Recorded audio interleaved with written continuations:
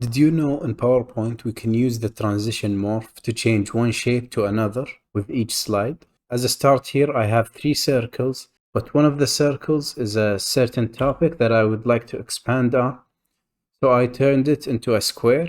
And if I go to the next page, it switches from the first topic to the second and so on.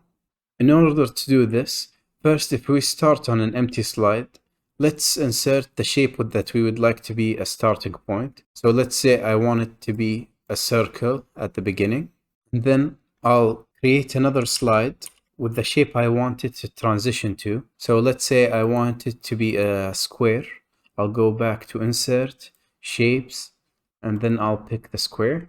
I'll create it with the size that I would like. Then after I pick on the shape itself, if you don't have the selection pane on the right, you can go to Shape Format, Selection Pane.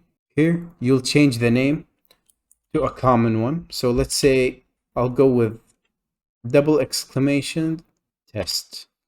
Then I go do the same for the circle and I name it the same name. So !test as well. And now you select both slides on the left and then go to Transitions, More. Now, if we start the presentation, since we named them the same thing, PowerPoint will switch from the circle to the expanded square. So if I go to the next page, as you can see, it turns a circle into a square using Morph.